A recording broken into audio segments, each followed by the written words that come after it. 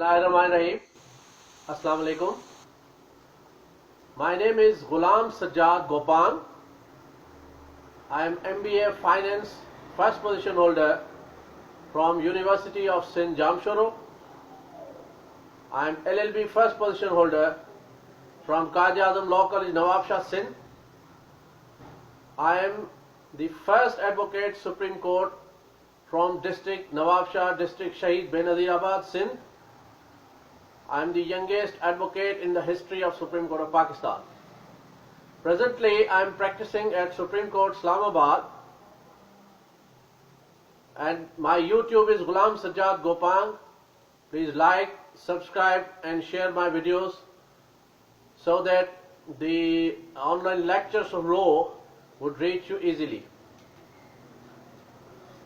आज का मेरा लेक्चर स्पेशली मेरे उन फ्रेंड्स के लिए है जिनकी फरमाइश ये आई कि आप इंग्लिश में जो लेक्चर देते हैं हम उससे सही तरीके से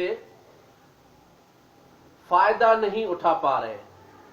तो हमारी स्पेशल रिक्वेस्ट है आपको कि आप हमारे लिए जो लेक्चर है वो उर्दू में दें, क्योंकि इंग्लिश समझ ना आने की वजह से जो आप हमें समझाना चाहते हैं वो हम सही तरीके से समझ नहीं पा रहे।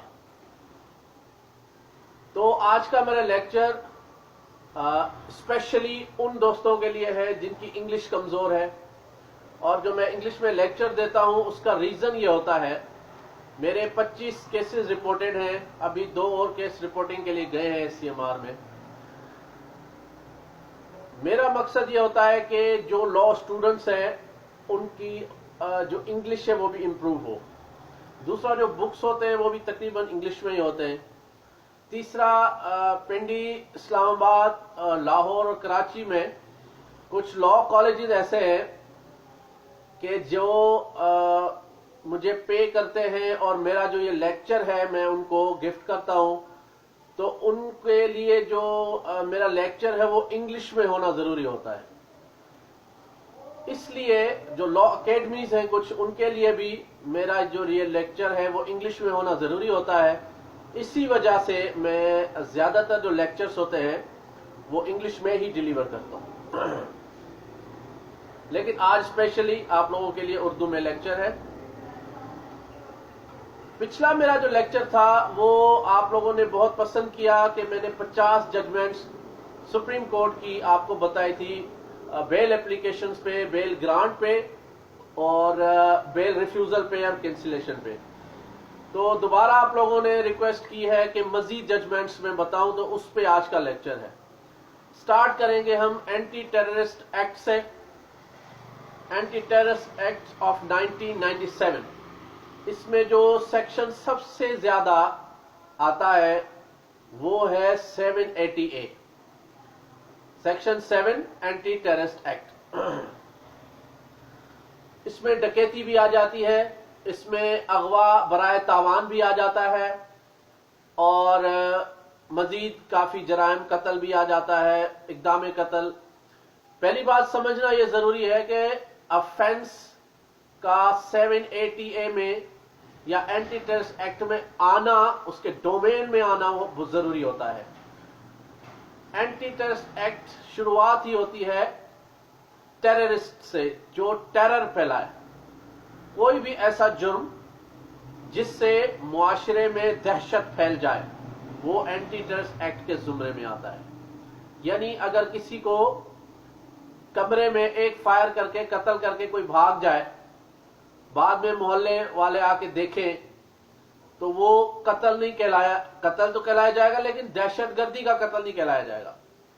वो 302 में उसको फांसी की सजा हो सकती है, लेकिन 780 में उसको सजा नहीं हो सकती। लेकिन अगर, हालांकि वो कत्ल है, लेकिन अगर उससे भी छोटा कोई जुर्म है कि जो बाजार में किया जाता है, किसी ऐसी जगह पे जो पब्लिक प्लेस है और दिन दिहाड़े किया जाता है, आपने फायर किया, किसी को लगा किसी को नहीं भी लगा, मगर जो भगदड़ मची, लोगों में दहशत फैली, तो वो 780A में आ जाएगा। पहली जजमेंट है 392 पे, रॉबरी डेक्वेटी, वो है 2011 SCMR 2011 SCMR पेज नंबर 1644 यह कहती है attempt to commit Qatl Ahmad robbery and dacoity case of further inquiry distinguish innocence of co-accused stolen property non-recovery 4 out of 8 accused persons nominated in the FIR were declared by investigation agency to be innocent। इस पे एक latest मेरी judgement आ रही है अभी कल मेरे ख्याल में आज 18 दिसंबर 2019 से कल 17 दिसंबर 2019 को मंजूर मलिक साहब के 3 मेंबर बेंच के सामने मेरा केस लगा हुआ था प्री अरेस्ट बेल का criminal petition 195K of 2019 489F का वो ऑफेंस था।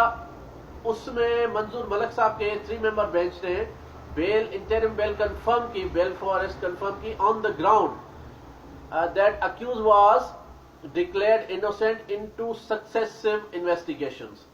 तो अब ये लेटेस्ट जजमेंट आ गई है, ये वाली जो मैं आपको दे रहा हूं ये भी, और अभी ये वाली रिपोर्ट है जो 2019 या 2020 में जो मेरा अपना केस है, I argued in that case, I was advocate. तो उसमें जो जजमेंट आएगी वो भी मैं आप लोगों के साथ शेयर करूंगा कि अगर मुल्जिम को तफ्तीश में 1 बार 2 बार बेगुनाह करार दिया जाता है और मजिस्ट्रेट उसका कॉग्निजेंस लेता है, तो वो अगर प्री अरेस्ट बेल पे या आफ्टर अरेस्ट बेल पे उसका कोई मेन ग्राउंड से चाहिए तो वो ग्राउंड ही काफी है कि वो 1 या 2 मरतबा तफ्तीशी ने उसको बेगुनाह करार दिया है। उसके बाद है 2017 SCMR पेज नंबर 560। आज की मेरे ज्यादातर केसेस होंगे जमानत मंजूर पे, जो रिफ्यूजल है उस पे फरमाइश आई आप दोस्तों की कि जो बेल ग्रांट है उस पे ज्यादा है। तो ये भी 780 में बेल ग्रांटेड है। And acts of terrorism, possession of illegal weapons, explosive and time bombs, bail grant.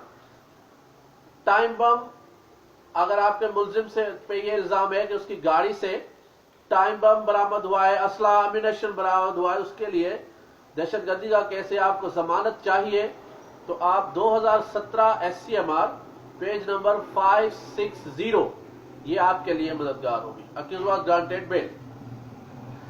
उसके बाद है 2009 SCMR 1210, 2009 SCMR 120, 1210 ये पेज जरा गौर से सुने। Sufficient incriminating material was lacking prima facie connecting the accused with the commission of the alleged offence. Presumption of innocence of accused is always paramount irrespective of heinous of the alleged offence. Offence कितना भी heinous हो, मगर अगर उसको connecting करने वाली evidence कम है तो बेल विल बी ग्रांटेड, बेशक वो दहशतगर्दी का केस ही क्यों ना हो।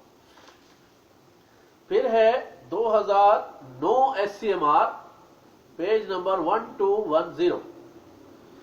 Sufficient incriminating material was lacking prima facie, ये वही आ जाता है। उसके बाद है FIR was lodged with delay of 24 hours, 24 घंटे डिले है FIR जो आमतौर पे होती है, लेकिन अगर 24 घंटे यानी 1 दिन की डिले FIR में है और अगर आप मुल्जिम के वकील हैं, आप जमानत मंजूर कराना चाहते हैं दहशतगर्दी के केस में, तो 2003 SCMR 201, 2003 SCMR 201 आपने देखनी है, जिसमें यह कहता है कि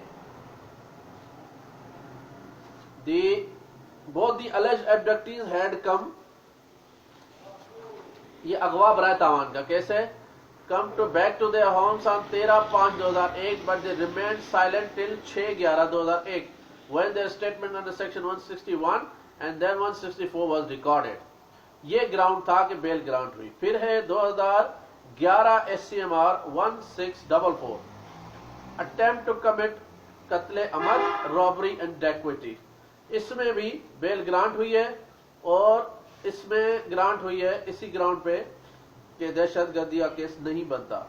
फिर है firing upon a police party, अगर आपके मुल्जिम पे ये इल्जाम है कि आपके मुल्जिम ने पुलिस पार्टी में फायरिंग की है और वो दहशतगर्दी के केस में चालान है, तो आप अगर उसकी जमानत कराना चाहते हैं तो 2014 SCMR 1669 आपने देखना है, 2014 SCMR 1669, firing upon police party, bail grant, further inquiry, absence of exit wound and fracture, no source of light mentioned in the FIR for night identification. Accused was alleged to have fired at the complainant police officials from a distance of 5 to 6 feet, causing an injury wound on the front shoulder पे, very vital part. But medical report showed that neither there was any exit wound nor any fracture. इस ground पे bell हुई। फिर है 2007 SCMR 1254, ये है allegation FIR not supported by injured during trial, testimony of eyewitness supporting allegation might not be helpful. अब इस पे एक चीज आ जाती है जो आपने देखनी है कि इसमें 2.5 years की डिले भी है in conclusion of the trial. यानी इस पे मेरा भी एक रिपोर्टेड केस है, मेरा पर्सनल गुलाम हैदर रिंद का केस है। मैंने पहले भी ये रिपोर्टेड केसेस की लिस्ट लगाई थी, इस जो वीडियो है इसमें भी लगाऊंगा। Ghulam Haider Rind versus state, Sindh high court का केस है। उसमें 4 साल ही वॉज बिहाइंड द बार, उस पे बेल ग्रांट हुई थी। भजन दास तेजवानी साहब थे, जस्टिस थे। मैंने आर्ग्यूमेंट्स किए थे कि there is a conflict in between the medical and ocular version and statutory delay is also there, तो वो भी रिपोर्टेड केस है। और अगर सुप्रीम कोर्ट आपको चाहिए तो 2007 SCMR 1254, ये 2.5 साल की उसमें डिले है ट्रायल में और बेल ग्रांट हुई। उसके बाद अगर आपको बेल रिफ्यूजल पे चाहिए तो इसी ग्राउंड पे फिर है 2014 SCMR 1669, इसमें petition for leave to appeal was refused. अच्छा, अब इसमें आ जाते हैं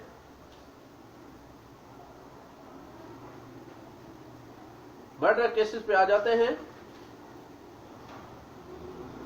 लेक ऑफ मोटिव, यानी अगर मोटिव जो है लैक कर रहा है, मोटिव लैक कर रहा है, यानी वजह, कत्ल की वजह, पीछे क्या वजह है, क्यों कि कोई किसी को कत्ल करे, तो 2017 SCMR 130 सुप्रीम कोर्ट की जजमेंट है। ये सारी जजमेंट मैं आपको सुप्रीम कोर्ट की दे रहा हूं। Joint role in offence attributed, initial finding of the innocence during investigation according to FIR, यह भी वही बात आ जाती है जो मैंने आपको बताया। जो मेरा कल केस है, मैंने आर्ग्यू किया, जो मंजूर मलिक साहब के बेंच में 489F में इस ग्राउंड पे बेल कंफर्म हुई, इंटरिम प्रीयर्स बेल, के अक्यूज वाज डिक्लेयर्ड इनोसेंट, यानी 2 तफ्तीशियों में वो बेगुनाह साबित हुआ। उर्दू में बता रहा हूं, ठीक है। अच्छा, 2017 SCMR 130 भी यही कहता है कि अगर मोटिव नहीं है और एक इन्वेस्टिगेशन में बेगुनाह साबित हुआ है तो बेल ग्रांट होगी। फिर 2017 SCMR 279 ये कहता है कि अगर किसी मुल्जिम के खिलाफ 1, 2, 3, 4 बेतहाशा FIR है, बेतहाशा उसके खिलाफ केसेस है, लेकिन अगर किसी केस में कत्ल का ही केस क्यों ना हो, दहशतगर्दी का ही केस क्यों ना हो, अगर उस पर एविडेंस कंप्लीट नहीं है तो इस ग्राउंड पे उसकी बेल रिजेक्ट नहीं हो सकती कि उसके ऊपर दहशतगर्दी के या कोई और केसेस, हार्डन क्रिमिनल है, हैबिचुअल क्रिमिनल है, तो उसकी बेल रिफ्यूज हो जाए। नहीं, उस पर रिफ्यूज नहीं हो सकती, हर केस के मेरिट को देखा जाएगा। 2017 SCMR 279 bail was granted, although there were several cases registered. अच्छा, अब आ जाते हैं रूल ऑफ कंसिस्टेंसी पे। रूल ऑफ कंसिस्टेंसी पे अगर आपका केस आइडेंटिकल है तो बेल होगी, वरना नहीं होगी। फिर है 2017 SCMR page number 61, 2017 SCMR page number 61, इसमें है murder in issue had remained unwitnessed and although the name of accused had figured in the FIR, yet his name had been mentioned thereon not as culprit but as a friend. यानी अगर ऐसा आप मुल्जिम के वकील हैं, और आप पे इल्जाम यह है कि आपने कत्ल किया है मगर कोई गवाह नहीं है, किसी ने आपको कत्ल करते हुए देखा नहीं है, तो उसके लिए 2017 SCMR पेज नंबर 61 पे सुप्रीम कोर्ट ने बेल ग्रांट की है ऐसे केस में। फिर आ जाते हैं डबल मर्डर का केस है, इसमें बेल रिफ्यूज हुई है, बेल रिजेक्ट हुई है 2017 SCMR पेज नंबर 325 कि जी इसमें स्पेसिफिक रोल है। फिर आ जाते हैं 2 FIR, यानी अगर एक ही वकूए की के 2 अलग अलग पर्चे हुए हैं तो इस ग्राउंड पे भी बेल ग्रांट हुई है कि वर्शंस डिफरेंट हो गए, 2 मुख्तलिफ स्टोरियां सामने आ गई, तो ये एक शक पैदा हो गया कि दरअसल असल वर्शन दुरुस्त कौन सा है और गलत कौन सा है। 2009 SCMR 324, 2009 SCMR 324, इसमें यह आ जाता है bail was granted on the ground कि एक ही वकूआ की 2 मुख्तलिफ FIR थी, तो 2 वर्शन आ गए, तो इस वजह से शक पैदा हो गया। उसके बाद है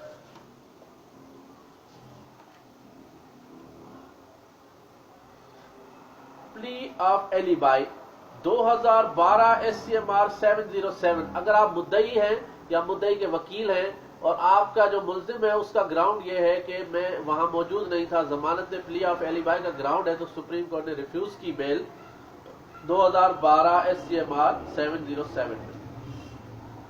उसके बाद 2010 SCMR 611, इसमें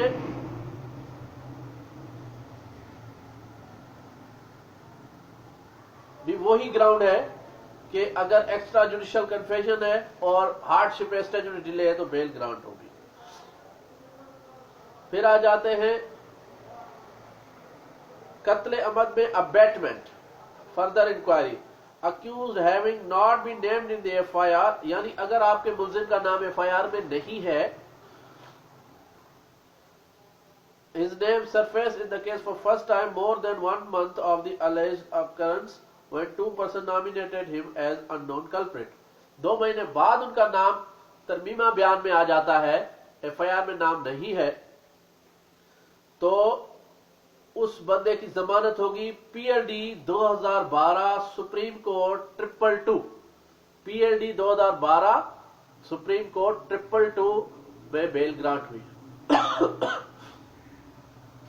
अच्छा, उसके बाद है 2017 SCMR पेज नंबर 114, ये सुप्रीम कोर्ट ऑफ पाकिस्तान की जजमेंट है कि accused had not been nominated in the FIR and during investigation his name had been attributed by the way of replacing of another accused person mentioned in the FIR। एक मुल्जिम है, उसका नाम FIR में नहीं है, मगर बाद में उसका नाम किसी तरीके से केस में डाल दिया जाता है, तो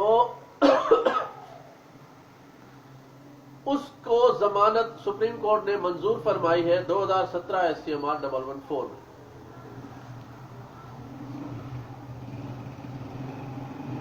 फिर है क्रॉस वर्शन। क्रॉस वर्शन में ज्यादातर जमानतें मंजूर होती हैं, लेकिन मैं आज वो जजमेंट आपको दे रहा हूं जिसमें जमानत रिजेक्ट हुई है, सुप्रीम कोर्ट ने की। 2005 SCMR 1718 cross version, crime evidence recovered from the spot matched with the pistol, यानी एविडेंस अगर कंप्लीट हो गया तो 2 FIR हैं, अगर आप मुल्जिम हैं, आप मुद्दई हैं, आप पे हमला हुआ, मुल्जिम ने भी आपके खिलाफ FIR कटवा दी है, तो वो बचना चाह रहा है, तो 2005 SCMR 1718 मुद्दई के फेवर की है और जमानत सुप्रीम कोर्ट ने खारिज फरमाई।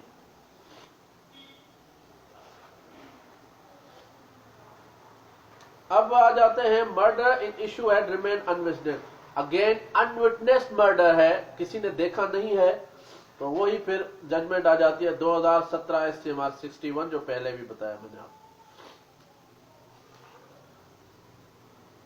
मैं कोशिश कर रहा हूं कि इसमें जो लेटेस्ट जजमेंट्स है वो आपको दे दूं। फिर आ जाता है कि अगर आप मुल्जिम हैं और आपके साथी मुल्जिमान को पुलिस ने बेगुनाह करार दे दिया है, तफ्तीश में आप पे चलान कर दिया, तो वो भी शक पैदा करता है। 2000 8 SCMR 249 सुप्रीम कोर्ट कहता है कि अगर आपके साथी मुल्जिमान बेगुनाह करार दे दिए गए तो इसका मतलब कि मुद्दई ने पूरी बात सच्ची नहीं कही और हो सकता है आप भी बेगुनाह हो, केस टूट जाता है, जमानत मंजूर हो जाती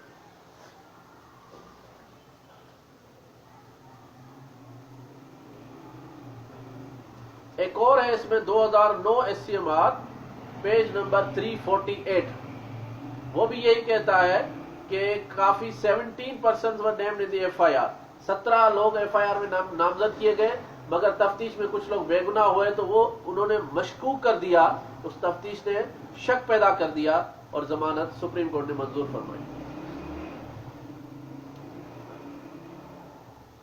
फिर 2012 SCMR है, accuse father was charge for commanding को accuse son who had given into hiding and had been charged for firing effective shot to the deceased, यानी हुक्म किया बाप ने बेटे को कि इसको कत्ल करो, तो बाप की जमानत सुप्रीम कोर्ट ने मंजूर फरमाई कि उसने अभी मैटर ऑफ फर्दर इंक्वायरी है, एविडेंस में साबित होगा कि उसने कत्ल करने का हुक्म दिया या नहीं दिया। तो इस वजह से सुप्रीम कोर्ट ने 2012 SCMR 265 में फादर की जमानत मंजूर की। फिर 2012 SCMR 1137 है, ये कहता है contention raised by the accused could not be converted by the prosecution. Interim bail already granted to accused Supreme Court was confirmed in circumstances and leave was converted into appeal.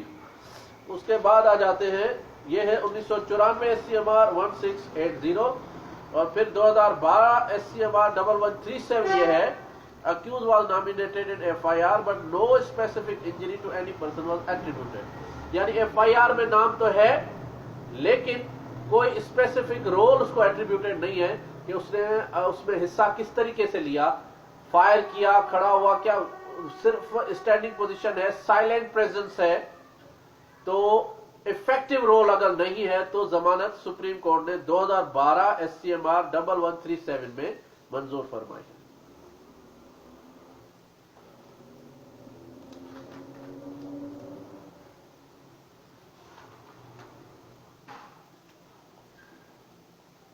Supreme court की एक और judgement है PLD 2012 supreme court 222, further inquiry accused not have been nominated in the FIR में नाम नहीं है तो bell मंजूर हुई है।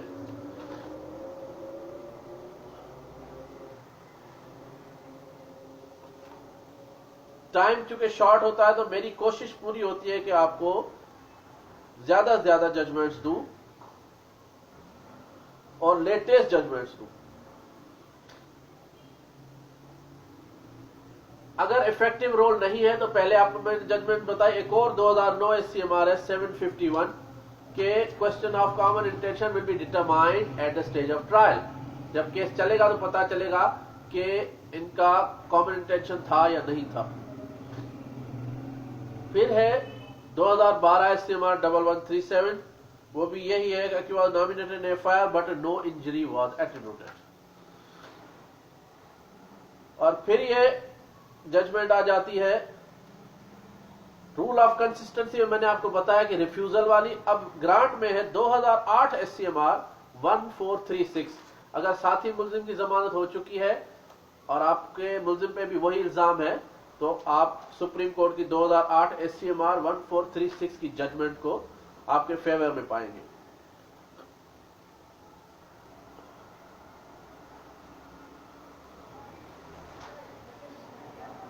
अब ये कॉमन इंटेंशन की एक और जजमेंट आ गई 2014 SCMR 1347 के अगर आपको स्पेसिफिक रोल एट्रीब्यूटेड नहीं है और सिर्फ कॉमन इंटेंशन पे बेल आपको चाहिए तो फिर 2014 SCMR पेज नंबर 1347 आपको फेवर करता है।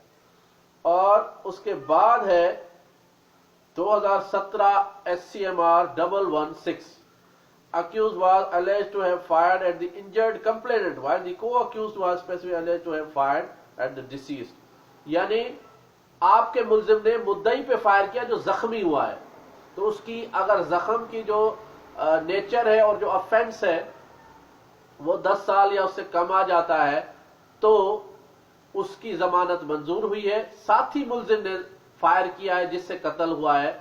आपके मुलजिम ने मुद्दई पे फायर किया है जो कि जिंदा है मगर जख्मी है। तो सुप्रीम कोर्ट की 2017 SCMR 116 में सुप्रीम कोर्ट ने जमानत मंजूर फरमाई है।